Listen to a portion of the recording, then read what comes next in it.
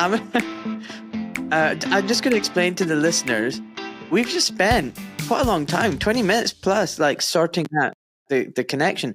Like when you logged on to the platform, the noise that was coming through, the interference was incredible. It was like June. It was really horrible. You couldn't hear me. I couldn't hear you.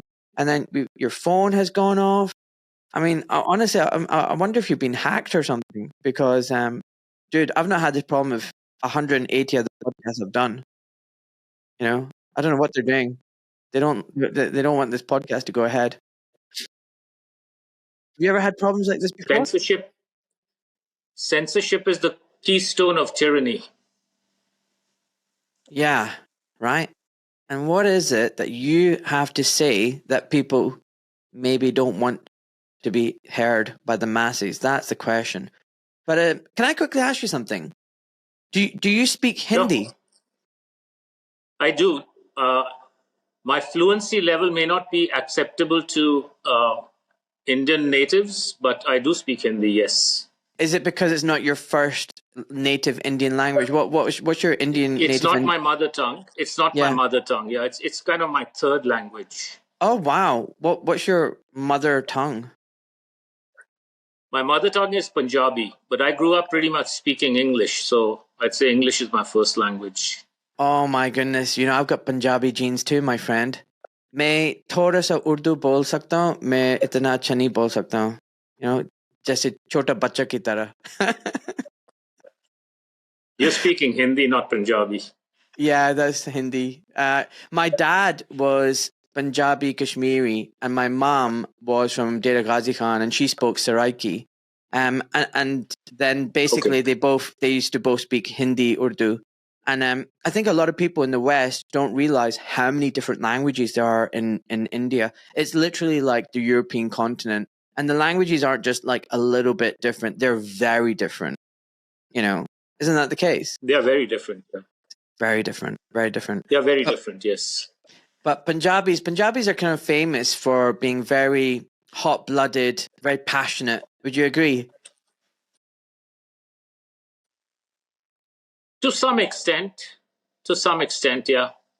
Mm. More than most other parts of Indians, yeah. Well, I'm going to say something now, and it makes complete sense, because when I'm looking at you, you look very similar to my dad's younger brother from, you know, early years when my chacha was a lot younger. You look just like him. So I'm looking at you going, this is bizarre. But, you know, later on one day... My families, we grew up, not we grew up, but both my dad and mom's side of the families, they all were born in pre-partition Pakistan. Wow. So we are from that region. Yeah, well, there's some common genes running through us, buddy. That's all I know. Right. Anyway, I remember the first time we spoke. I don't know if you remember the conversation, but one of the things that really struck out was you said, do you know what? The America of today is not America of the independence, even if there was an independent America. You said it was like a corporation. It's America Inc. Dude, a lot of people would really struggle with that. They'd be like, what? I mean, yeah, recently things have gone a bit crazy. America, the founding fathers, War of Independence. Why do you think America is not what most people think it is? America is a psyop. You need to expand on that, mate. You can't leave me hanging. So, I mean, there's a lot to it. This is a multi-hour discussion, but if you look at the founding era of the United States of America, most people say 1776 was the year we got our independence from the British, and it kind of lined up with the Declaration of Independence.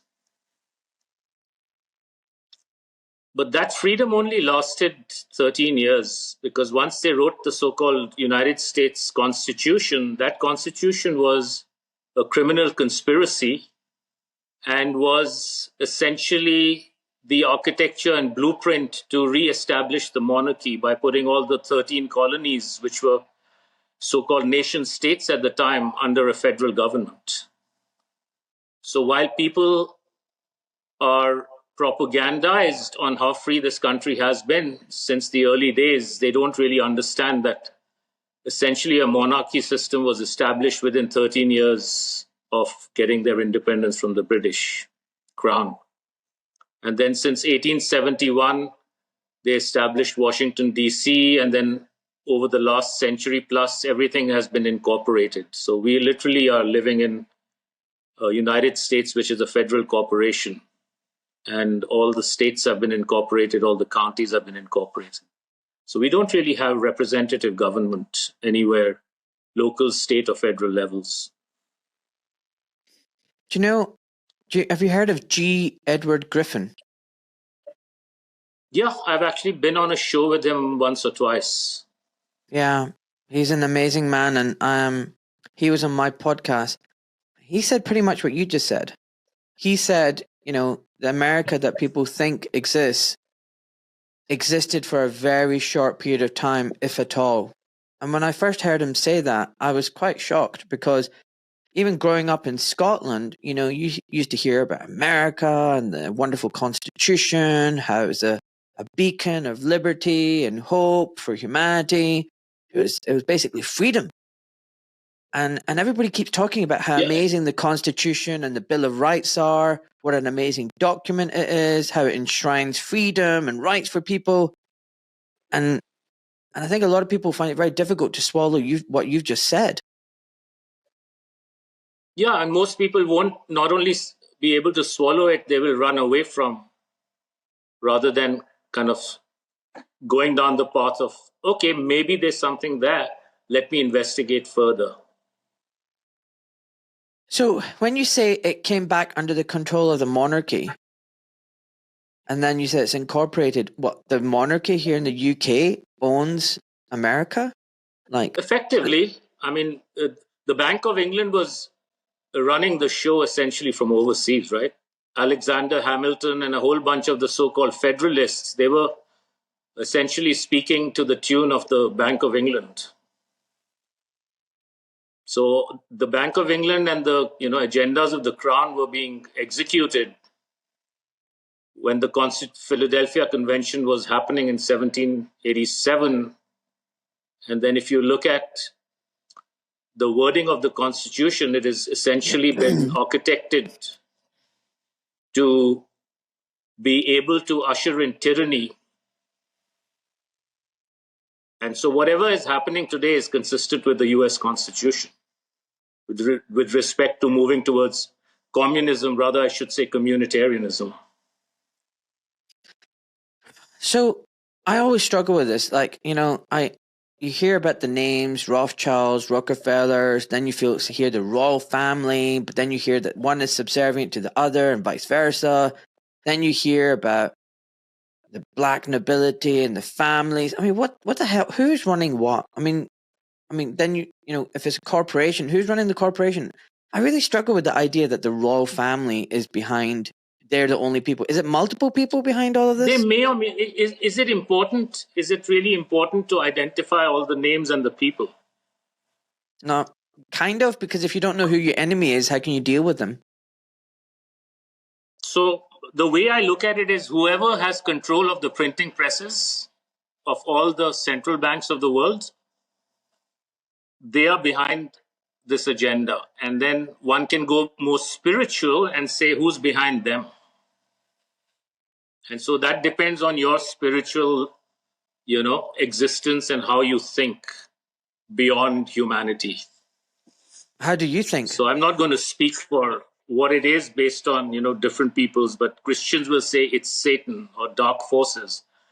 I'm not a Christian. I say it's artificial intelligence. And behind the artificial intelligence that human beings are building as we speak, there is a darker artificial intelligence that is controlling the agendas, in my opinion. Can I prove it? No. But intuitively, that's what I believe. Okay, no, I understand that. And is this artificial intelligence recently, or do you think it's been there for a very long time? The latter. Oh, for a very long time. Like what, going back hundreds of years? Potentially, yes. Again, I'm not an expert in these subjects. I'm going by my intuition. No, I'm interested. But okay, fine. I mean, you know what? Just I know it's not what we were going to talk about. We are going to talk about. I wanted to talk to you about the UN Agenda 17 and all these goals that they got, and the way they're going to control us. There's a lot that we have in common. I like you. I don't really believe in the political system. I think it's all theater and pantomime. I don't believe in politicians. I don't believe in saviors. A lot of things, people are very uncomfortable hearing. There's a lot we agree, and we're going to dive into that in a second. I like these conversations because they go sometimes just off piece. We're both genetically from the Indian subcontinent. But here we are. You're in a snowy part of America. I was born in Scotland, now living in England. We're children in some respect of the empire. Because the British came over to the Indian subcontinent and changed everything. That's why we're now where we are. It's quite interesting, I think. But what's also interesting is when I dived into the history of India, it was incredible that when the British first came to India so many years ago, at the time of Queen Elizabeth, they were amazed at the wealth of India. They were amazed at the scents, the perfumes, the rich food, the clothes, the silk, the jewelry, the gold, the diamonds, and they were just kind of overwhelmed by it. And the Indian, emperor looked down like, "Who are you peasants? You smelly Brits coming over here?" But within literally 100 years, everything got turned upside down, and India suddenly was under the control of just a very small number of British people from the East India Company, who somehow managed to take over a population of hundreds of millions of people with just literally a few thousand people. It was quite incredible, actually. When you think about it, if you just stand back and don't take any sides, quite an amazing feat, actually, when you think about it. I think a lot of it stems from that era because they were all about corporations, maritime laws, and everything. It was all subterfuge and a lot of deceit and quite, devious shenanigans were going on. I think that's how they took over India, but they've actually carried on with that playbook, and that's how they've taken over the world. Would you agree? I kind of agree. So my understanding of Indian history is what we were taught, growing up. And given where I am in life, one has to come to the conclusion that most of things that we are taught growing up are all lies. Yeah. And I have not done a deep dive. I have not done a deep dive into trying to revisit Indian history from an intellectual platform that I'm on other subjects right now. No, I get that. I did do a little bit of a dive into 1947 partition and discovered that Gandhi, Jinnah, and Jawaharlal Nehru was the first Prime Minister of India. They were all British agents, essentially. 100%. Yeah, exactly. And the whole 1947 so-called, Free India Act, or what was it called? India Freedom Act, which gave India freedom, was all a big psyop. Yeah. Well, there's a great book by Shashi Tharoor called Inglorious Empire, What the British Did to India, which is really good reading if you ever get round to it. It's a very, very enjoyable book because, my listeners will be thinking, what the hell is this guy talking about? But, just growing up in Scotland, from a Pakistani heritage, I was really confused. My dad would say how he was actually born in India. His family was from Indian Kashmir. And my mum's family was originally from Rajasthan in India, but then they moved and then grew up in Pakistan. And, I didn't understand because growing up in Scotland, we knew Indian people and we were really friendly with them and we got on really well with them. But then you would hear about all this rivalry back in the Indian subcontinent and between Pakistan and India. You're like, what's going on there? And it's the same food. It's the same, culture, same weddings, same everything. And it's the playbook, right? Yeah. The they needed that playbook to control that part of the world. So they needed enemies so that people remained distracted. So it's Pakistan versus India, red versus blue, Democrat versus Republican. They need these, opposing forces to have their Hegelian dialectic play out every single time. This is what I wanted to talk about. That's exactly what I'm trying to say. Everything we see today has been done over and over again. So, this whole trans thing, this, between straight and trans and getting people angry about it, whether it's Trump or Biden, people getting angry about it, whether it's Brexit or no Brexit, EU, the climate agenda, the right, left, Democrat, Republic, it's always engineered to have, or Palestine, Israel, Hamas, Ukraine, Russia. I feel we're always being manipulated to fight amongst ourselves, to hate amongst ourselves, so that we never really truly understand who the real enemy is. And I think that's what they did with India and Pakistan as well. People who were neighbors. Not only that. Yep. Not only that. So one thing is it's like it's bred in circuses and theater. So that's one aspect. The other is, while people are fighting against each other, they are implementing their agendas, which is never shown on mainstream TV or alternative TV or newspapers. So tell me who talks about the UN Sustainable Development Goals and the linked to the infrastructure bills that are happening around the world, and that $7 trillion would have been spent on surveillance infrastructure in all the countries by 2030. No one. Nobody's going to talk about that.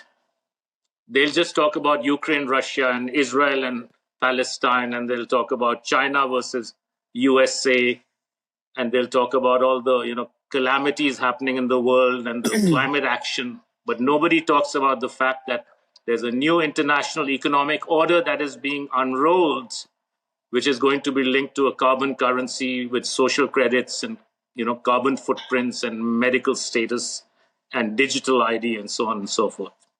That's where the world is actually moving to, but nobody talks about it because they need everybody asleep. Yeah, 100%. And I'll give you an example, right? I'm going to quickly show you something. So I think the people in power have realized that they've lost a bit of control with mainstream media, and everybody's gravitating towards alternative media. But now what we've really got is mainstream alternative media.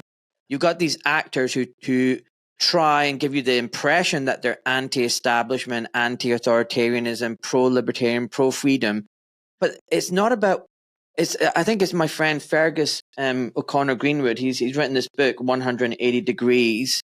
I don't know if you ever heard of it, but he talks about bikini. He sent me the same book, actually. He sent me the same book. I haven't read it fully. I've been skimming it. Yeah, I've read half of it. I'm the same as you. It's quite a heavy book. But he talks about bikini opposition. I don't know if you saw that bit, which is, it's not about what they reveal. It's about what they don't reveal. It's about what they don't talk about. Exactly. Yeah. And so take for example. What I say is, yeah. What I say is, untold truths are the hidden lies. Yeah. Yeah. And that's the litmus test of any conversation, any news bulletin. What aren't they saying?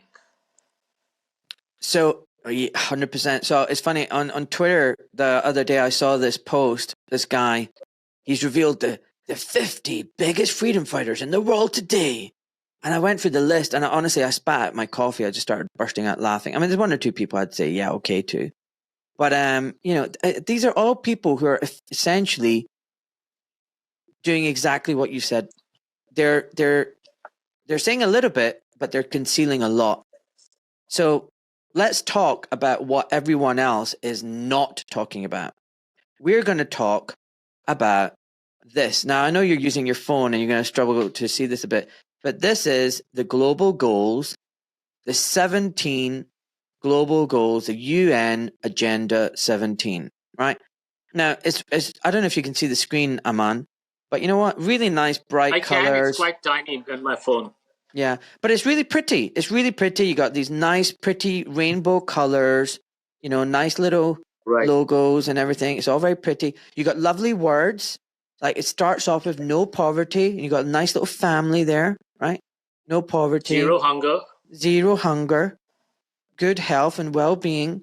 Quality education. Gender equality. Clean water sanitation. Affordable and clean energy. Decent work and economic growth. Industry, innovation, and infrastructure. Number 10, reduced inequalities. Number 11, sustainable cities and communities. 12, responsible consumption and production. 13, climate action. 14, life below water. 15, life on land. 16, peace, justice, and strong institutions. 17, partnership for the goals. Aman, what's your problem, man? This all sounds wonderful. They are wonderful, but once people spend enough time reading papers in the UN websites and the World Economic Forum websites and their public-private partnership cronies and NGOs, one will realize very quickly that there is inversion in language. So everything is inverted. So if you go to Sustainable Development Goal number 1, which says no poverty, it's really about making everybody poor and bringing the first world down to the level of the third world countries. When they talk about zero hunger, it's about controlling the food supply, getting rid of natural agriculture and moving to synthetic meats and getting rid of, natural proteins such as beef and pork and chickens and so on and so forth. When they talk about good health and well-being, it's about the WHO controlling, viruses and vaccinations and making sure everyone's taking their jabs and boosters for the rest of their lives. And it's sick. And it goes on and on. Well, let's carry on. Education or whatever that one is. Yeah, quality education. It's all about dumbing down the population through UNESCO programs, just that they have done so far. At least in America, I've seen the new generations of kids, they don't know how to think critically, even one iota. What about gender equality? They are told what to think. They don't know how to think. You're right. And universities are just indoctrination. Schools are indoctrinations, 100%. 5, gender equality. Yeah. What's that all about? Well, it's about transgender and the transhuman agenda. It's about merging man and woman into a unisex. Number 6, clean water and sanitation. It's about controlling it's about going from sewer to tap. So they want to take water from the sewer, recycle it, clean it up, recycle it, and give it to you as drinking water. Do you know, honestly, the water here is absolutely disgusting. It's full of chemicals, pesticides, insecticides, hormones, plastics, heavy metals. So in the name of sustainability and conservation, they want to use every drop of water and feed it back to you. Yeah, no thanks.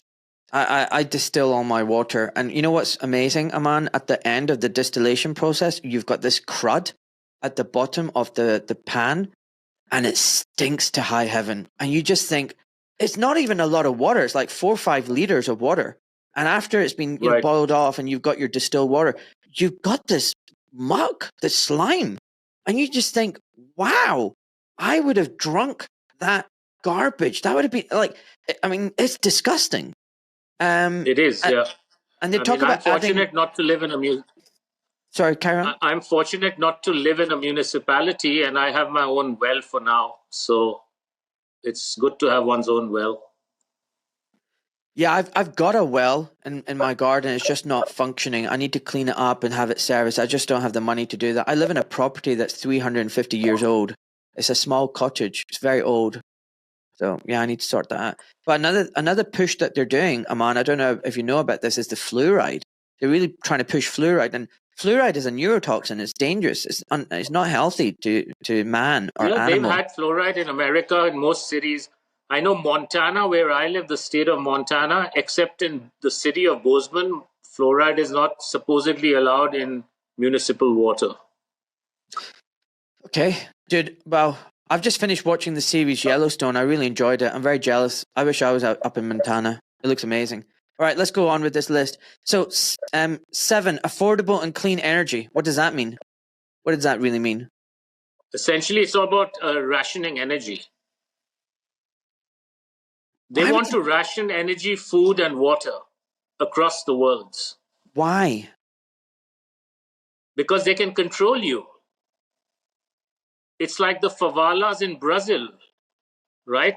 The mafia in Rio de Janeiro, they give them water, they give them schools, and they give them energy, and they are beholden to the mafia. It's as simple as that. If I take away essentials from you and then give you back the essentials in limited amounts, you will touch my feet for giving you back something after having taken it away. That's what the agenda is. Bloody hell. And I'm not surprised about the energy thing. You know, here in the UK, I don't know what it's like in the US. I'm old enough to have witnessed. I mean, no one has built any power stations. We've not built anything, any new capacity. Our population is rising. The years have gone by. And I wonder, why the hell has no one built any new power stations? Like, it's a recipe for disaster. I mean, people could say, oh, it's incompetence. Not at this level. I mean, this is just ridiculous. And then what's happened with the Nord Stream pipeline, the blowing up of that, and the energy, so-called energy rationing. But you know what's really funny, Aman? The prices of energy has gone up through the roof. Like, we've had to turn down our thermostat. We've all had to wear extra layers and jumpers. I keep telling all the kids, nope, we can't turn the heating up because we can't afford it. But the energy companies are making record profits. And yeah, but it's not really about profits. It has nothing to do with profits. It's about incrementally taking away essential needs from the majority of the people or the large majority of the people, and making things so bad that government will then come to you as a rescuer.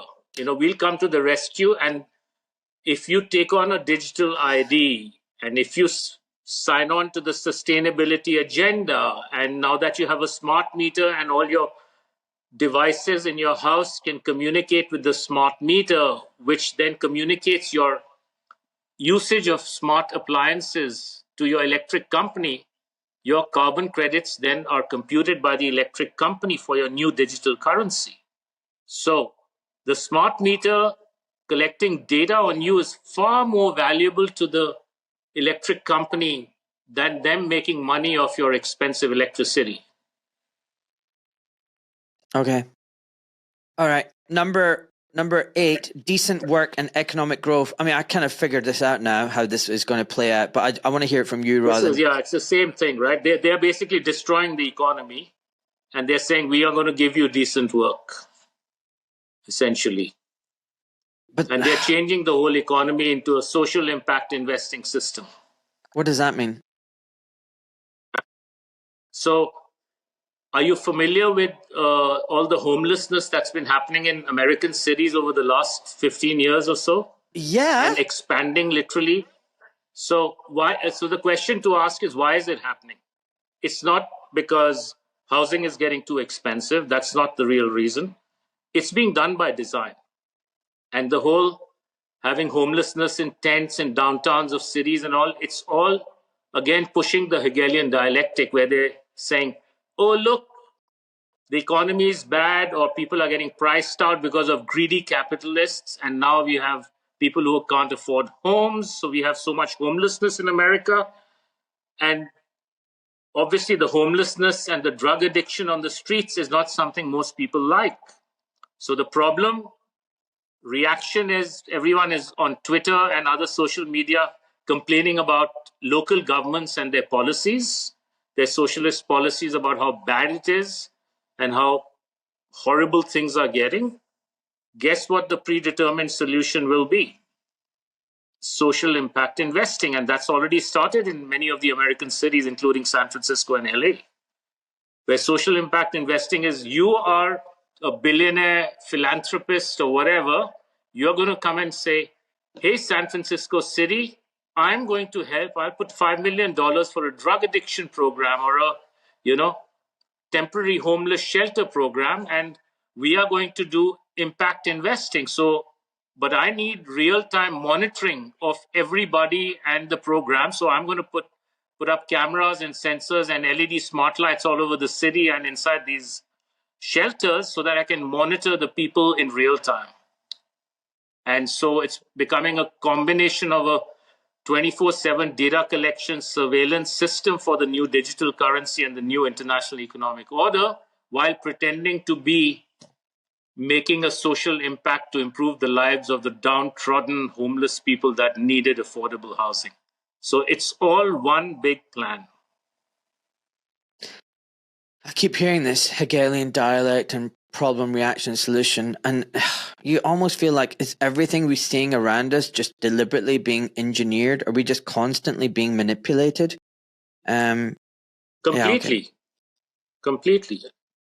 Okay, in fact, one should go and read up on a concept of cybernetics. There was an MIT professor in the 1950s who came up with the word cybernetics, and it's a form of warfare by manipulating the minds of human beings combined with machines with a feedback loop.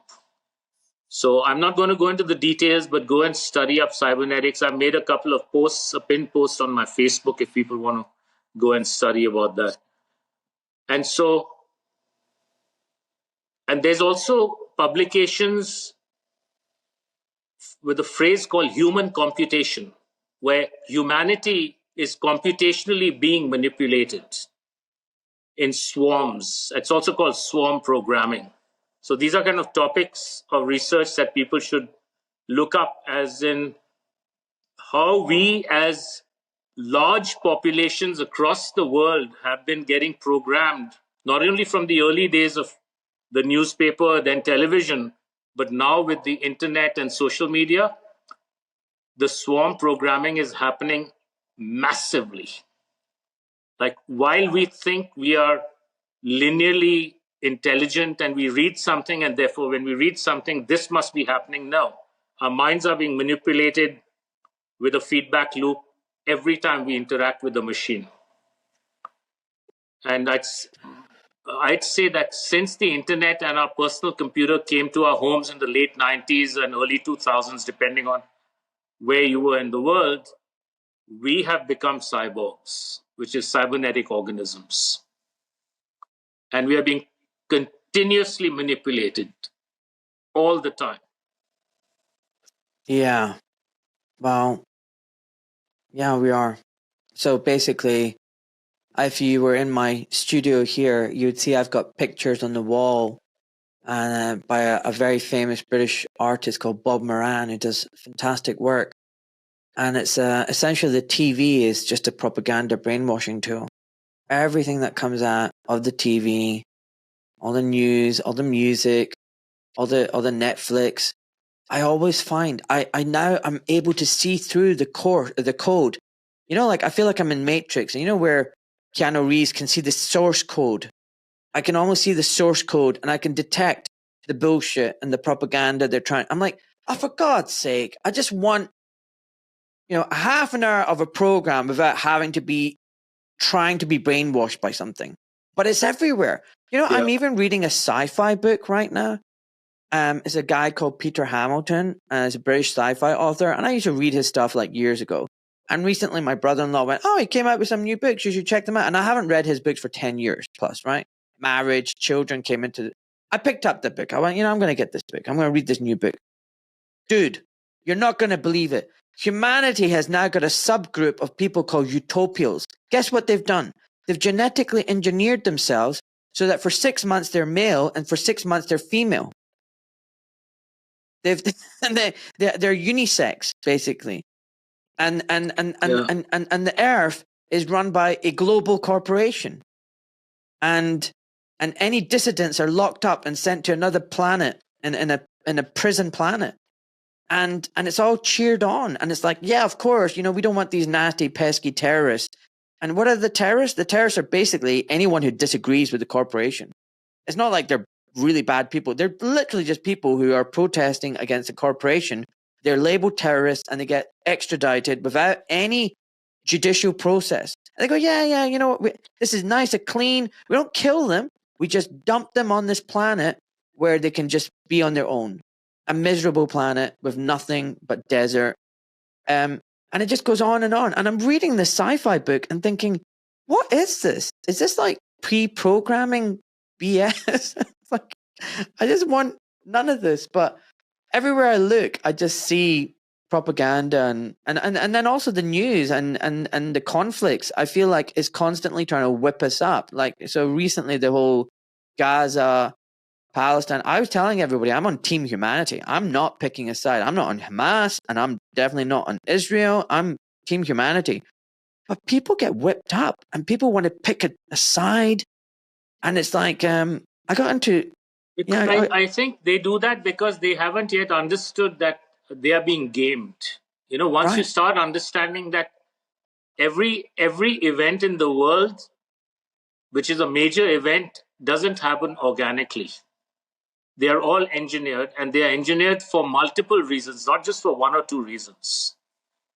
So multiple agendas are at play. And like, for instance, the whole Israel and Palestine issue that's been happening for the last few months, one of the most important phrases is human rights. And people need to understand what are human rights. Human rights is a United Nations, trigger phrase across the world. So they can use human rights when people are being slaughtered. They can use human rights when so-called people in Africa and India are starving. They can use human rights for anything. And I ask myself the question that if my individual rights are protected, why do I need human rights? So there must be an agenda behind the phrase human rights. Right. Like, I don't need human rights if my individual rights are protected within a system. But human rights is all about invoking and activating United Nations law, which will necessarily involve a digital identification. It's about getting a digital ID, and then for the safety and security for those humans whose rights were being violated, we need to track and trace them 24/7. So people need to understand what the agendas behind the propaganda and narratives are. Talking about digital ID, I'm 48, and I can tell you, so many times over the last few decades, I've seen different governments try and bring in a digital ID. It's like they're desperate. I'm sure Blair tried to get it in. I'm sure Cameron tried to get it in, and every single time they try and bring it in, it gets rejected because it's anti-freedom. It's not. It's just wrong. But it's like, why don't they just accept? Look, people have voted. They don't want digital ID, but they keep coming back. It comes back and as another reincarnation. Every 4 or 5 years, they try and get it in, desperate to get it in. And I definitely think that's part of what they want. The whole COVID passport was that digital ID, the QR code. It was a dress rehearsal for the digital ID. Yeah. I did a post on my Instagram at the time, 2-3 years ago, where I showed someone who'd been to Auschwitz and had the tattoo on their arm, and another Jewish person showing their papers to the Nazis, and then I showed a young group of kids showing their QR code on the phone to get into a venue, and I was like, can't you see the parallels? Can't you see what's happening? We're instead of having a tattoo on our arms, we're getting that digital ID thrust upon us, and it will be, show me your papers. Show me your papers. Everywhere we go, show me your papers. And it's like, I don't think enough people have clocked on to that, No. And even when they do, they don't internalize it enough to understand the long-term implications. Okay. Can I quickly just say about the whole gaming and the whole every big major thing we see is engineered? This suggests a level of sophisticated coordination and planning. Like, this can't just happen organically. Where the hell does this all happen? Certainly not. Where does this happen? Is it in intelligence units? Is it in Tavistock, the Enslon unit? I think it's happening in multiple places, right? It's essentially, what's the shiny object which propels people to exert their minds and souls to come up with creative stuff. And that shiny object is money. So whether you go to the foundations that are forming initial blueprints, or you go to the companies like McKinsey, Deloitte, Arthur Andersen, Accenture, and those kinds of companies, which are consulting companies, which actually come up with clever ideas and execution pathways for executives in Fortune 500 companies and beyond. Or it could be NGOs that are paid really well. So when you pay people well and give them a basic direction, they come up with the most creative ways to do this. All right. So there Okay. are forces that are giving the general direction, but the execution is being done. We all are building our own digital prison. Yeah, I've said Whether that. it's the technocrats from Silicon Valley or the bankers from New York or the advertising companies in Chicago and New York or the manufacturing companies in China, whatever. Pick your industry. We are all building our own digital prison. Happily so for the most part. Many of us are getting rich in the process. Some of us are not. But we are all marching to our own death camps. It's the ultimate psyop.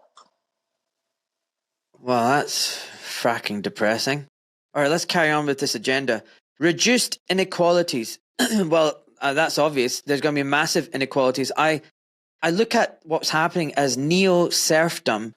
And we're going to have this elite class that living with everything, eating steak, and the rest of us are living in these favelas, like you described, in ghettos, 15-minute cities. Again, reduced inequality is about increased inequality. That's what it is. It's, again, inversion in language, where everybody is going to be equal at a very low level, Yeah, and then, yeah. of course, they're using diversity, equity, and inclusivity and all that stuff as variables for the ESG scoring in the new financial system.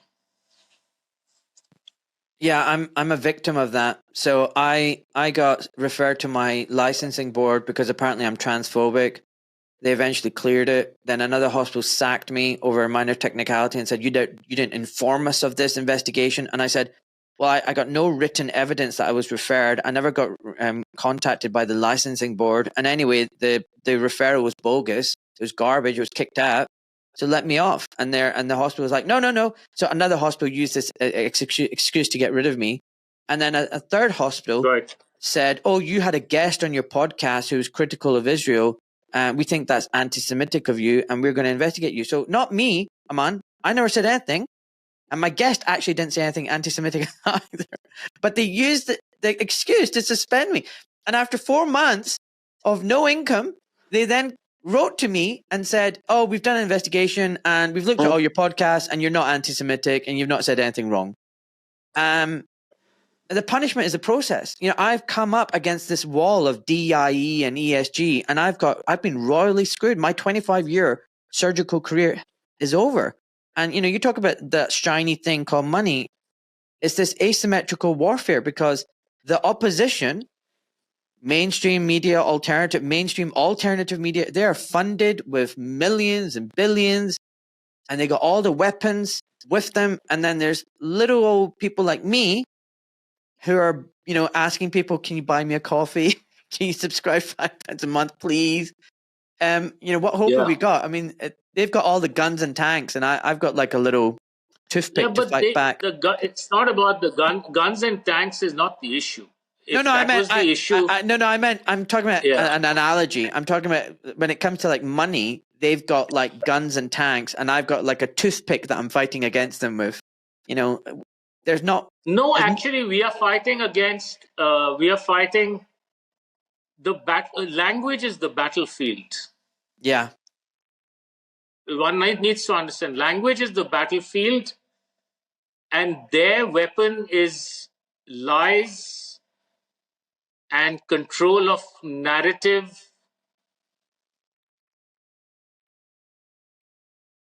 Our weapon is truth. The only way we can beat them and their lies is if we are closer to the ground truths. And until a large swath of humanity is closer to the ground truth, we won't beat them, because they, with their narratives and their lies and their mechanisms of falsehoods, they will manipulate humanity till the end. That was beautifully put, and I couldn't agree more. That's what my podcast is called, Doc Malik Honest Health, and it's the pursuit of truth. I did a Substack about all the greatest freedom fighters that I think exist in the world today. As a counter to that stupid one that I showed you on Twitter, and it's on my Substack. By the way, you're on that list, FYI. And I said, what makes all these people, there's quite a lot on my list, by the way. There's over 100 or 150. But I'll read out what I said. Here we go. I'll read it out. It came to my attention that someone compiled a list of his top 50 biggest freedom fighters in the world today. I have to admit, when I saw who was on the list and who wasn't, I spat out my coffee and laughed hysterically. I'm just so relieved that I am not on that list. Jeez Louise. Anyway, it got me thinking who I would put on my list of freedom fighters. Not the biggest freedom fighters, just freedom fighters. Initially, I was like, oh my goodness, this is going to be a short list. But to my surprise, as I started to type out names, the list got bigger and bigger. Most of the people I know personally who I've had on my podcast or listened to on other podcasts or are my friends or people I have seen online and think, yeah, they seem to be good eggs. It's quite a big list, which gives me hope. These are just the people that I know of. There must be so many more. All I know is that the people that get paraded before us aren't necessarily the good ones. I'm not saying they're all bad, but it's often the ones you haven't heard about or who have been cancelled, censored, investigated, sacked, and had their careers destroyed who are actually the good ones. Now, I'm not saying this list is exhaustive. Heck no. It's just the names that came to my head as I sipped my coffee this morning. If you're not on my list and think you should be, put it down in the comments. If you think someone else should be on the list, put it in the comments. People on this list have stood up for the truth in some shape or form. They have principles, integrity, and morals. They have suffered or sacrificed to do the right thing. They are ultimately driven by a cause that they believe in, most often seeking the truth. And Aman, you are on that list. So yeah, it's about the truth, buddy. Right, should we carry on? What about sustainable cities and communities? What's the plan there? What's their agenda there?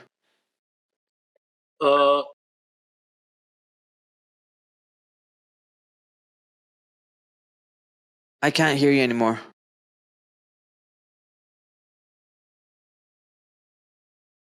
City in the name of conservation and efficiency. That's my guess would be. I have my little chart and I don't have it in front of me because now my computer is shut. Yeah. But it's really about putting people in smart cities and then tracking them, tracing them, optimizing their movements. So having 5G infrastructure in a smart city environment with smart LED lights where everything is being like all your devices, your movements are being sensed for the Internet of Things. And then the next generation is going to be cognitive cities, which is going to sit atop 6G networks, where the city and AI and the algorithms will already know your next move before you make your next move. So there's a lot of dark agendas to this smart city infrastructure and the plans that are happening. Okay, hold on. Let's go back a bit. So you talked about smart LED lights. Now, are we talking about street lights? I mean, because I don't understand the street lights nowadays. Yeah, most of the, I'd say almost all of the LED lights that have been installed in the last 4 years across the world, they are smart. They are smart LED lights on smart poles. And all these LED lights, basically they are array LED lights. They are wireless computers, essentially, which wirelessly communicate with the adjacent LED lights 20, 30 yards away. So whenever you're walking in a town or a street, or you're driving on a freeway with these LED lights, they are taking wireless data through Wi-Fi or Zigbee or other wireless communication protocols. So these lights know exactly where you are, where your car is, and who you are with, given how many devices in your car. So it's basically, we are being blanketed with a surveillance architecture, and cameras are not the only surveillance device that people think that, oh, cameras, they're looking at us. No, the LED lights are everywhere. And the ratio of LED lights to cameras is probably 50 is to 1 or 100 is to 1. Wow. And Yeah, these LED lights then communicate wirelessly to 5G towers or through fiber optic on the cable, and they are also going to be part of the infrastructure for self-driving cars on freeways, and they're installing smart cables under freeways across the world. And I mean, there's a lot to it. I need to make a more detailed presentation on all this stuff. So, I mean, would one of the best things do is put your phone in some kind of like, wallet, some kind of Faraday wallet or something like that, so that or turn off your Wi-Fi so that whenever you're going around, that people don't know where you are? Is that the best thing to do? That's a good start. But if you have a modern automobile, chances are that automobile is connected to the internet. Like in the US, all automobiles since 2003 have some sort of internet connection. So they know where your car is. Even as far back as 2003? 2003, yeah. Wow, that's 21 years ago. Mm-hmm. Oh, man. And oh, they can man. control most of the subsystems. They can control most of the subsystems in your car. So your brakes can be activated without your will. Your steering wheel can be turned to the left and thrown off the cliff at will by AI. Some people might think Or you're by just... an operative sitting, that can control your car. Okay.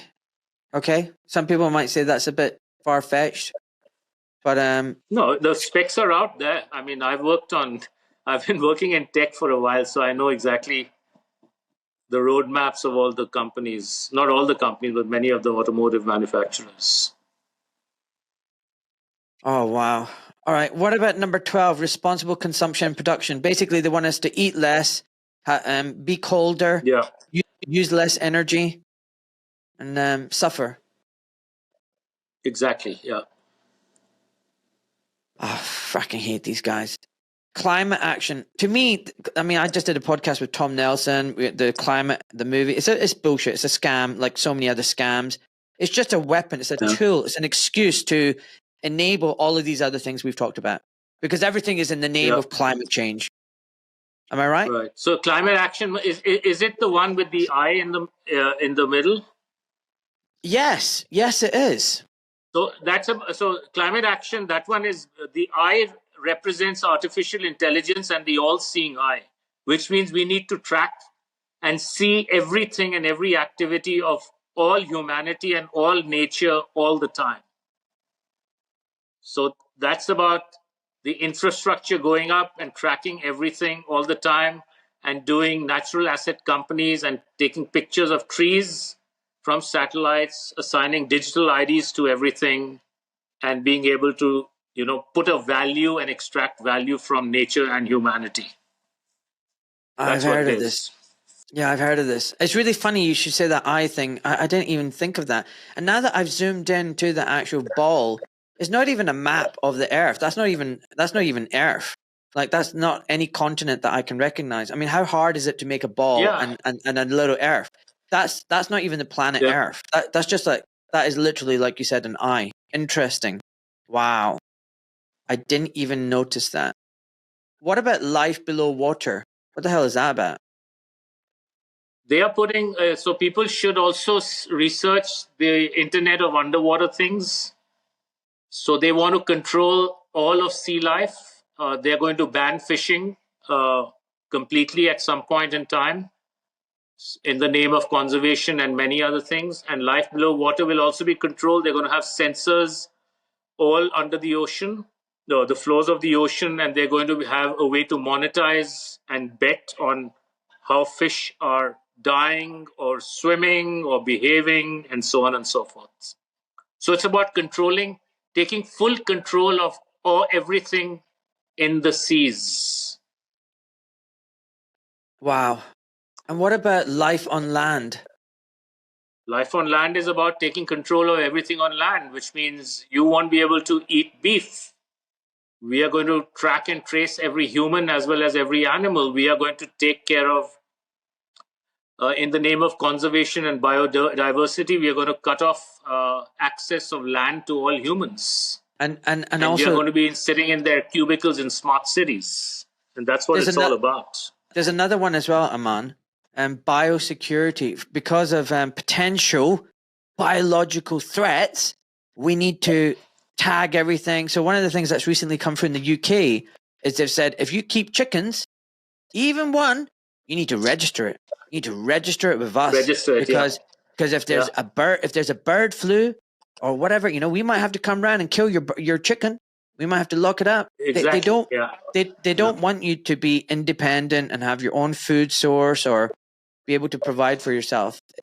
It's So the key here is, why would people comply? That's a good point. Why? So we know what they are trying to do. I think the bigger question for me is, if we can educate the people, after educating them, why would they want to comply? They wouldn't. They will. They will. Even after we educate them. I mean, the whole point of my podcast is to educate people and wake them up. Most people have been neutralized or neutered. Most people in this world, especially the Western countries, have been neutered. I agree. Like they will say, "Oh, I don't want to go to jail, so let me just go and register my chicken." Yeah. I only took the jab so I could go on holiday. I'm not going to take a jab again. Yeah, you will. Yeah, I was told by a friend in San Francisco saying, I want to be free to be able to fly to Puerto Rico. I'm not going to sit here without taking the jab so that I can't fly. I need my freedom. So I took the jab. Do you see the irony? Yes. Oh my God, that is just hilarious. Recently I met a colleague of mine, an orthopedic surgeon. He was like, dude, what the hell's happening with you? It's insane. It's crazy. And I said, dude, are you taking any more of these jabs? Are you taking any more of these shots? He goes, no. And, he used to tell me all the time, what's wrong with you? Just take them. There's nothing wrong. We need to get out of the pandemic. I had COVID. It was terrible. And I said to him, well, if you had COVID, why do you need these jabs? He couldn't respond. He couldn't answer me. Do you know, as a medical student, I never once was taught anything about vaccines? Do you know, if you speak to any doctor and say, look, do you know anything? What's in a vaccine? Tell me about the science of a vaccine. They don't know anything. Doctors are so dumbed down. It's unbelievable. Most people put doctors on a pedestal, and you know what it's like in the Indian culture. Oh, mera beta doctor hai. That means my son is a doctor. Your daughter should marry my son. That's the propaganda that was left behind. And everybody was told that the medical profession is the loftiest one. But it's a lie. People bought into it. It's such a lie. Yeah. It's such a lie. If people genuinely knew how dumb we were and how brainwashed we are, and that we're just automatons, little robots that do as we're told. Yes. You would never respect a doctor. You'd run a mile from a doctor. So anyway, I was saying to him, well, are you going to have any more of these shots? He went, no. I'm definitely not having any more of these shots. Ahmed, I only had the shots because, I've got a mortgage, I've got a daughter, and, I need to look after myself. I'm not in a position where I couldn't stop working, but I'm not going to have any more of these. And I said, do you still have a daughter? He goes, yes. I said, do you still have a mortgage? Yes. And you still like your holidays? Yes. You still like getting your flash clothes? Yes. I said, have you got any other source of income? No. I said, so why will you not take the jab next time? What's changed? And then he went quiet. I went, so you can say all you like, you're not going to have any more shots. But the truth is, when they come and put the pressure on you, you'll roll up your sleeve. And you know what? He just looked down at the floor. He didn't even answer. And this guy is big. He's 6'2". He's big, tall, typical orthopedic surgeon. And his body posture was that of a timid mouse. This lion suddenly became a timid mouse, and he just went quiet. Right. So I think you're right. I think a lot of people who will just roll over. And I think it is a problem in the West. And I think that's why they're trying to destroy the West. Because that would have had some resistance, freedom, liberties, things we've taken for granted. But now it's just not here anymore. Yeah, in fact, it was yesterday or day before yesterday, I saw you on Courtney Turner's podcast. Oh. I saw the whole podcast just last night, or was it 2 nights ago? I'm not sure. And I enjoyed it. And I noticed you said that everyone's looking to America to, make a resistance and fight back. And I was shaking my head. Nope, America is not going to fight back. There's no effing way America is fighting back, because I've been in Montana now for like 4 months shy of 4 years. I have personally spoken to over 2,000 people in live meetings. There's almost no fight here. People have been woken up. There is, and Montana is supposed to be one of the most, if not the most, freedom-loving state. Everyone's quite macho with their, average of 10 to 20 guns per household. Yeah. But there's no fight in the people here. Why? As I said, I think Americans have been neutered through the violence in television, movies, video games, and pornography for the last 30 plus years. Do you know, Aman, I say this, I say, where's the fire in the belly of people? Where are the men? Where are the protective, strong men? And I'm not saying everyone, but I'm saying 95% of the people, if not more. I do understand. I mean, the people standing by my side when I do meetings and I do, talks, the people standing by my side are primarily women in their 50s, 60s, 70s, and 80s. Yes.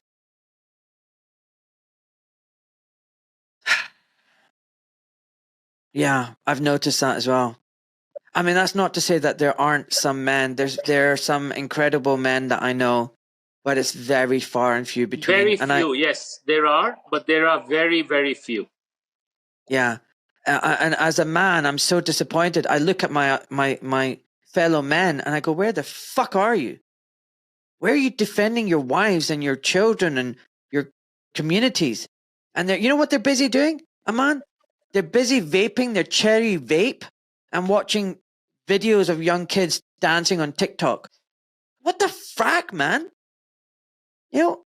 Just a few decades ago, men were fighting abroad and defending their country. I mean, those wars were all fake, but you know what I mean. But now, it's just awful. Anyway, let's move on. Because I know your time is precious. It's late where you are. I'm very grateful for you doing this. It's like midnight where you are, and you're doing this. No, it's past 1 a.m. Oh, shit. Okay, I better move on. We can do a part 2 in a few weeks if you want. No, I only got another 10, 15 minutes and I'm done. Right. Peace, justice, and strong institutions. I mean, there is a bit of truth in that. They want these strong institutions that will come down and totally neuter us. There will be no peace. There will be no justice. The law is an ass, and it's there to extract money from you, to drain you. And is not there to support you or defend you. Yeah, it's more than that. It's more than that. One should go up and look at resilient cities. So I'm not going to go into the details. People should look at resilient cities, and then they are also working through many corporations and foundations on AI governments. So governments are going to be replaced by artificial intelligence. There are going to be no governments left in most parts of the world. And they are building digital Bill of Rights. They're building digital constitutions. And I would recommend people go and look at the Council of Inclusive Capitalism, which was an offshoot of the League of Nations. Look at all the board directors there and which companies they work for, and What look was at it all called the again? agendas and white papers. What was the The last one Council called? of Inclusive Capitalism. And I think they are registered in Rome or in the Vatican address. I'm not sure. And isn't this just simply a way of corporations owning and running everything? Pretty much, Isn't that? yeah. And not just corporations. We're talking about this Council for It is the Inclusive Capitalism? technology developed by corporations, ultimately. It's the technology developed by corporations because this way humans won't have recourse, right? Because you'll be at the mercy of AI. Like if you are given a ticket today, you can go to a judge in court saying, hey, there was injustice. You can talk to a human being. And while most of the time you won't win, at least you're talking to a human being and you have a place to make a case. Right. Can I just say something? I don't know any of these names except for one guy, Mark Carney. He used to be the UK Bank of England governor. Steering committee.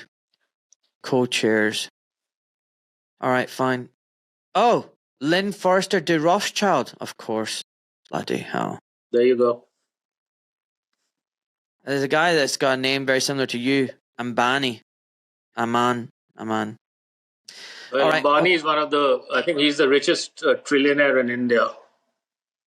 Really? He's the Reliance Industries, right? So it's like the largest Do you know India? multi-corporation family. I hope you don't take offense. One of the things I don't like about India, and I wonder whether they use the Indian model for the rest of humanity, is the caste system. I do not like the idea of this priestly superior class, then the business mercantile, and then this untouchable. And it's ingrained within society. It's so wrong. And it's funny how no one really talks about it. And I feel like that's what they want around the whole world. You have this ruling elite. You've got some people in the middle who are just doing the menial jobs, and then you got the people right at the bottom. It's the bourgeois and the proletariat, right? It's not very different from what there was. Yes. It's the people who control. Then you have the bourgeois who are the implementers, the manager and the executive class, and then you have the proletariat, and that's what's going to be. All right. Okay. So last one. And partnership. Then, as AI gets more sophisticated and the technology gets more sophisticated to perform what it needs to perform, the bourgeois will become thinner and thinner and thinner, and they'll be pushed down to the proletariat. Well, it's already happening. The middle class has just shrunk and shrunk. In front of my eyes. My dad was a working class immigrant. But don't equate bourgeois with middle class. Yes, don't equate bourgeois. I'm talking about the bourgeois will be the people running the orders of the executing people running things. the show, Yeah. They'll be given a good lifestyle and they'll do what they are told, to get their wine and whiskey every night and their steak and dinner. So we're talking about, the politicians, the media people, the celebrities. They're going to get crushed as well. Everybody's going to crash. Even the billionaires will ultimately get crushed once the whole system achieves a steady state. You must realize that whenever there's a control system of human beings controlling another human being, the noose is on both ends. Yes. The noose around the neck is at both ends, both the master and the slave. I think that's really true. I've thought about this in multiple cases, like torturing and slavery. It does affect both sides. So take, for example, if you torture someone, if you think that torturer will go home and sleep well and not have nightmares and not be traumatized, unless they're a real true psychopath, most humans will be damaged. And it's It's more than that. I am torturing at the orders of another master. So I have a noose around my neck. For if I don't torture, then that noose goes shut. So it's more than just about my morality and my ability to sleep at night. Yep. And the person who's giving the orders, they have a noose around their neck, because if the orders are not followed, their power gets cut off. And their children might suffer, and their wife, and their husband. Exactly, yeah. So everybody's got a noose. Whenever you are in a power situation, whether you are the one on the the powerful side or the weaker side, everyone's got a noose around their neck. Okay, last one. 17, partnerships for the goals. What the frack does that mean? Who's partnering? I suspect that is basically the public-private partnerships.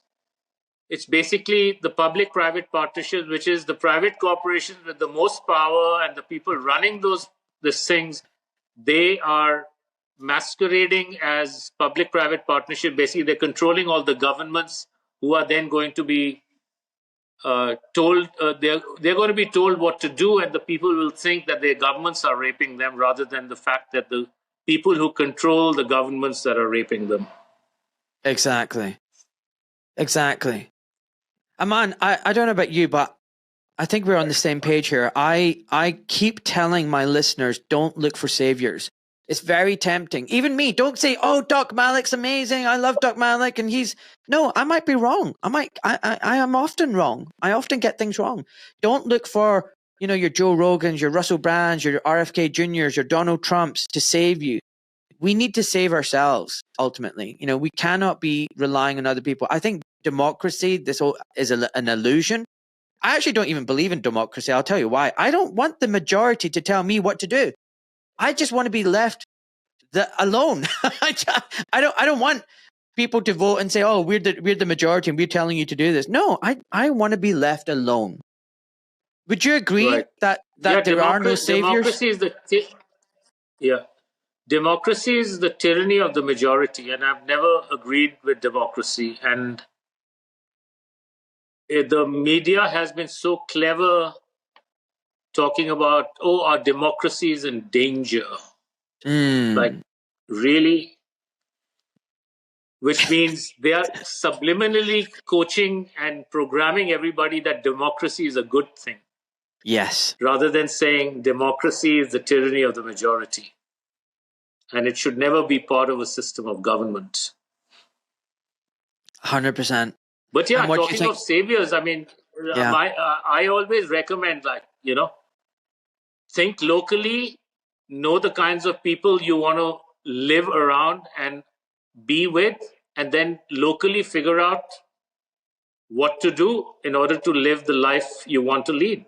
Because I can't tell you, Doc, what sort of a life you should want to lead in England.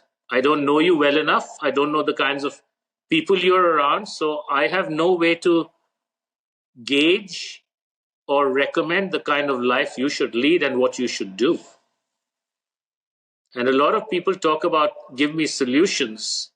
I can give you a solution if I knew who you were and I knew your level of liberty, on a scale of 0 to 10, but I don't. Because many people who love freedom, they also love paying taxes. They also love listening to the news, and they love to vote for Donald Trump. And I don't equate that with freedom. I don't equate any of those with freedom either. But the problem is here, if you don't pay your tax, you go to jail. And it's very difficult, they've basically, the government has the monopoly on violence. So let's say 40% of people in London stop paying their taxes. Are they going to put 40% of the Londoners in jail? 100%, I agree with you. But do you know what the problem is? No one steps up. Aman, there's 280,000 doctors registered in the UK. How many have stood up and said, no, this is wrong? I can tell you a handful. I have 280,000. And that's why when the few that stand up like me, you get decapitated. And if basically, even just 1,000 or 2,000 doctors stood up, not even 1%, just 1,000 doctors out of 280,000, all marched and said, no, this is wrong, and blanketed the social media and went on the news and blah, blah, blah. Do you know what? It would have made such a difference. But the reality is, I know so many doctors who come to me privately and message me and see me and go, oh, wow, I love what you're doing. You're amazing. And I go, what are you doing? Oh, I'm not in a position to lose it all. And I go, well, I am. With my 3 young kids and my mortgage, my wife, I'm in a position to lose it all. Like, why is it any different for me? No, and they go quiet. So I think people don't realize. So if you, let's say you told your doctor friend that in 5 to 10 years, you won't have a job as a doctor because everything is moving to telemedicine, and your doctor AI. will be some variation of artificial intelligence. Are you okay with that? Yeah, they'll just say I'm crazy. I was having a conversation with a school teacher in Bozeman, and they are implementing security initiatives all over Montana, which means they're going from regular locks to automated locks. And I said the next step is going to be facial recognition based locking systems and door openings in schools. And you should also know that they are overworking you teachers so that there's enough complaints where they will start having courses by artificial intelligence and teachers online. The goal is that all teachers will be redundant in a few years because all courses will be taught to kids when they're sitting in their homes on VR glasses with AI. So 100% of teachers are going to be redundant, or let's say 99%, except for the elite universities of Harvard and Stanford maybe, but that's about it.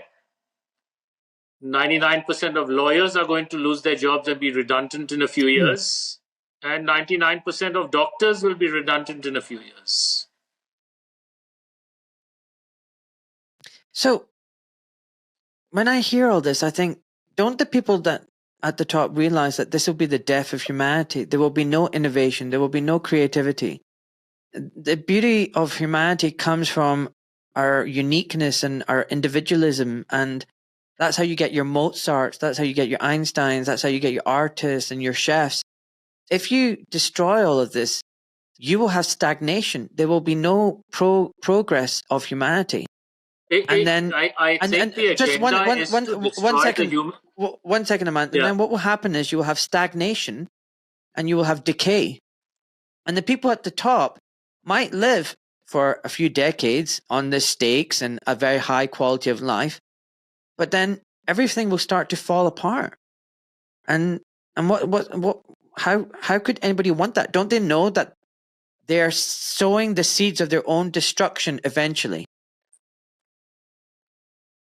I think that they may know it, but they cannot stop it because the wheels have been put in motion and there are darker forces behind it.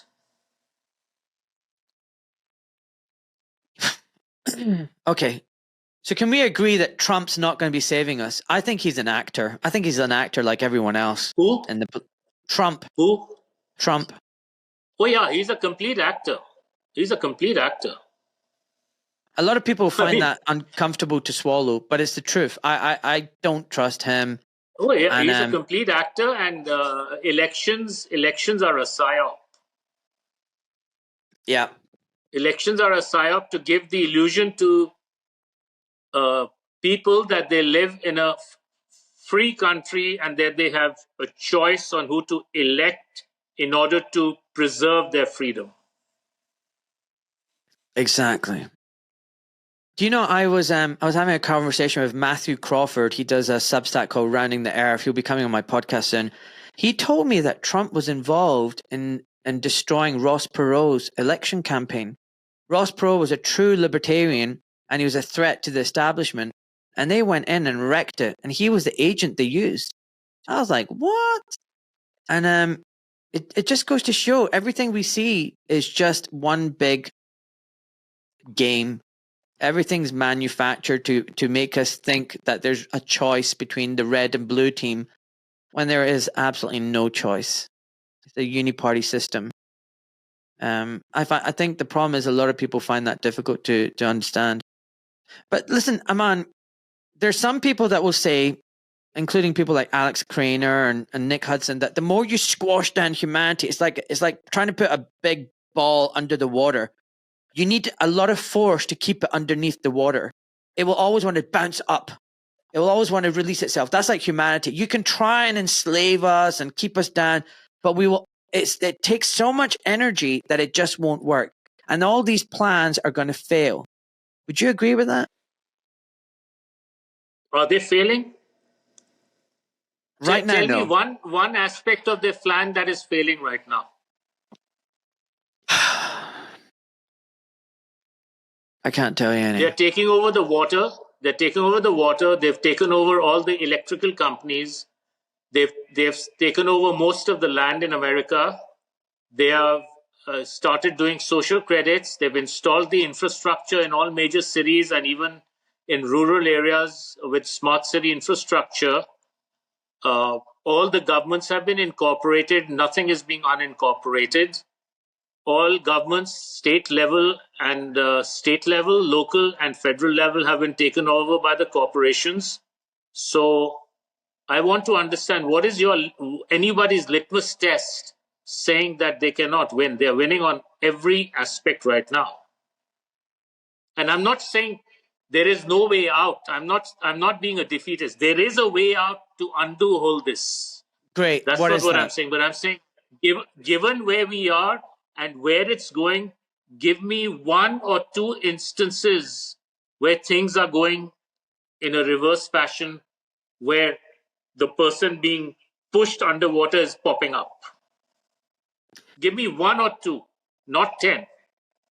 I can't. I mean, if I was to push, I would say that there's an awareness that there wasn't before. Yeah, but action, awareness is good enough. And and people keep telling me, people are waking up. I said, yeah, but what are they doing about it? Yeah, that's a good point. I don't know. Yeah, I don't know. So you said you're not a defeatist. So what do we do? How do people fight back against this horrible machinery? Locally, you can fight back. The number one thing we need to do is to undo the hardware infrastructure of smart cities, because that is the basis for data collection, which will translate into the command and control of the new world order through the new financial system. If the hardware infrastructure is undone, you stop feeding the beast, which is artificial intelligence, and their entire system is crippled instantly. Anything else?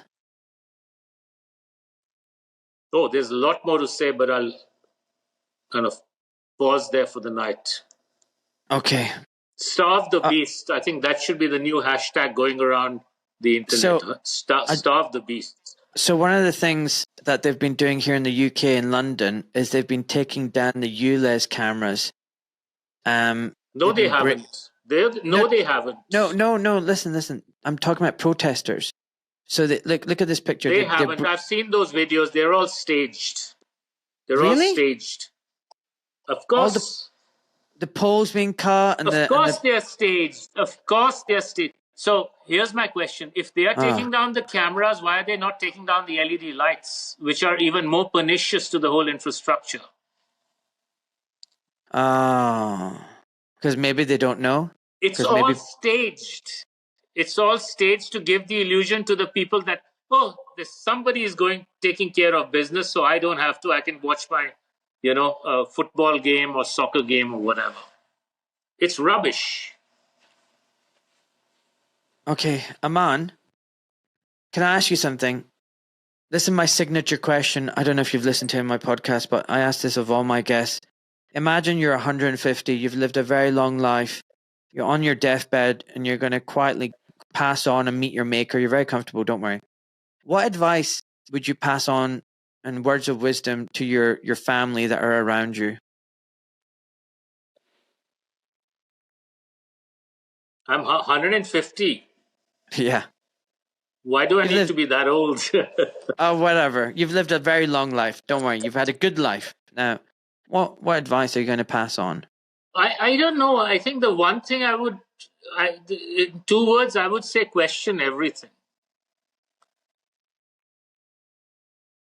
Because everything we've been taught from childhood, if not everything, maybe 95% of things we've been taught from childhood is a bloody lie.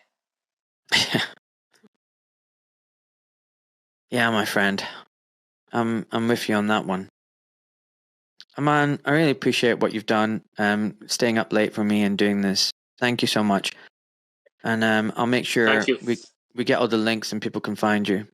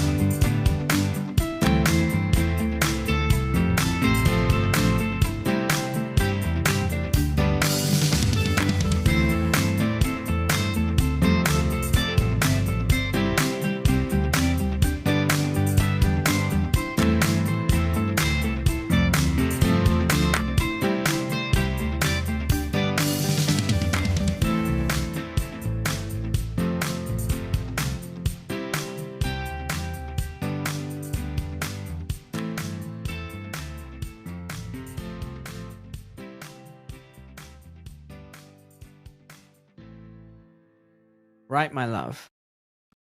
What do you want to talk about? Salmon farming. Oh, right. And chicken farming. And cow farming. Okay. Anything in particular? Salmon farming. Yeah, but what in particular about salmon farming then? How bad it is, the lies that they've told us about it, and how it actually endangers us, endangers them, made nearly a load of the practically most of the nearly extinct animals, probably because of the salmon farming. What's wrong with salmon farming? Well, there's a load of things wrong with salmon farming, so I have no idea where to start. Just start anywhere. Probably how they endanger other animals, not only themselves. The other ecosystem? Yeah. Like how?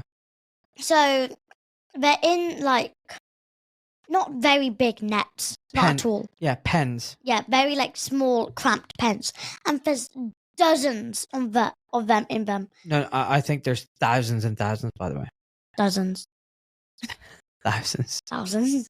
In one meter, cubed, I think there's at least 4 or 5 big salmon. So it's a very tight space. So thousands, about 70 centimeters, salmons.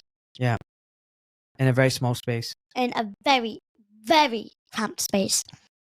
So then, a lot of salmon means a lot of waste, a lot of eating, and a lot of poop. So their poop, unlike what they told us, sinks down and goes into the sea and help fertilize it. No way. It sinks down, doesn't move, stay there, and just gathers gathers around to make this big sludge. Yeah, poisonous sludge. Poisonous sludge.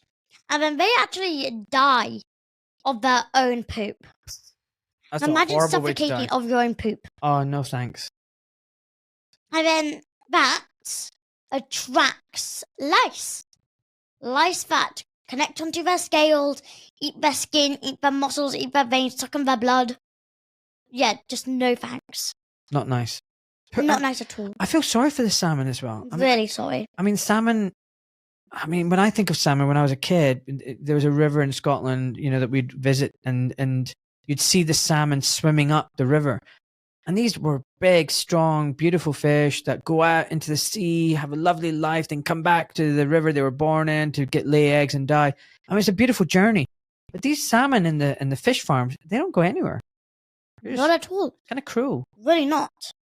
And they also take away their freedom, take away their movement. They can barely move. Really barely. Yeah. Yeah, and then, yet again, one of the other lies is saying salmon caught fish is 100% natural. That's a big lie. Why? So they collect the salmon eggs, raise them in a hatchery, and then send them back to the wild. And then they actually mess with their DNA, mess with their brains, add stuff into them. Yeah, I think what you're saying is you don't get the genetic diversity. Yeah. So because it's in the hatcheries and it's the same stock of fish, they compete with the natural fish then. Yeah. And it dilutes the natural diversity. And instead of salmon stocks going up, it actually does the opposite, it goes down. It's just the usual. You've got natural things, nature. Nature is beautiful. It's in perfect harmony. Lovely stuff. Harmony, amazing. And then humans come along and just say, no, we can do it better. And what do you think? When humans think they can do something better than nature, what actually happens?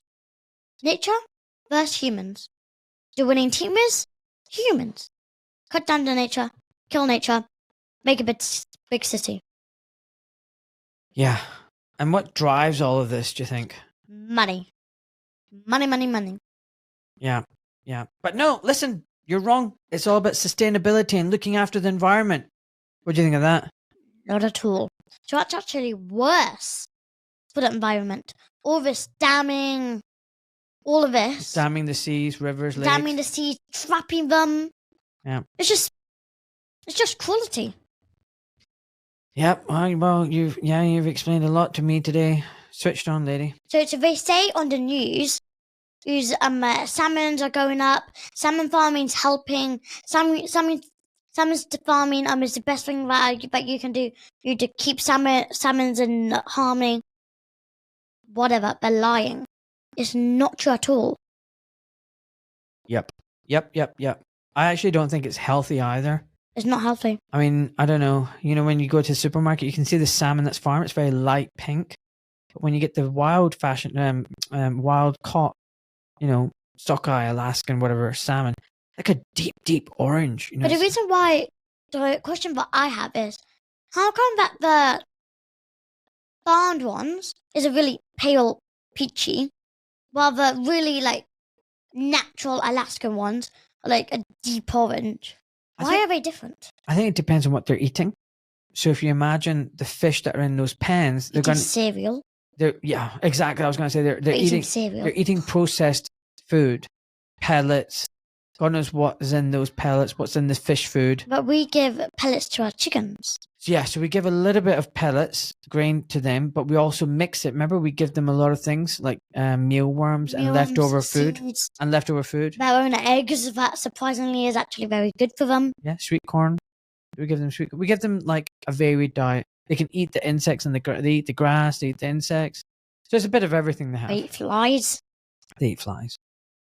They try to eat my toes. Yeah, so I think the salmon that are in the fish farms are eating just processed food, nothing else. So they don't have a balanced diet. They don't have a natural diet. Mm-hmm. So you know what I said to you before, we are what we eat. Yep. So if we eat trash, we're trash. If we eat amazing stuff, we are amazing stuff. Exactly. You've got it. Yeah. In a nutshell. So moral of the story, if you can, don't eat farmed fish. Yeah, and then farmed anything that's farmed, not free ranged, just trapped in a little pen, sitting there in the dark, eating non-stop. Try not to get it. If it's the only thing and you're desperate, fine, get it. But really, it's not that good. It's fine if you get it sometimes now and then, because like let's say the good ones are out of stock and you don't know what else to make. It's all right to get it, but really, get the free range. Get the free range. So I think, yeah, get regenerative farming, get local meat. Sustainable means going to your local fishmonger, your local go find your local Do we fish. have a local fish? No, I mean like in Cornwall, we go to the fishermen and the market and the fishmonger. Remember, like when we go to Cornwall, when we go to Portugal, whenever we've been on holiday, we go directly to the market where it's freshly caught fish, local, and we get it from there. I think that's one of the best things you can do. Mm-hmm. You know? Yep. Always get things local. Yeah, well, as much as you can. I mean, I'm not 100%, but try to. Try and get like maximum amount local, 50-50. 50% local, 50% not really local. Let's just say as much as you can. 60-40. I feel like negotiation here. I just think whatever you can, try and be local. 70-30. Help out your local providers, your local growers, your local farmers. I think that's the best thing. 80-20. Right. Okay, let's wrap up. Do you want to say goodbye? Bye. Bye-bye, everybody.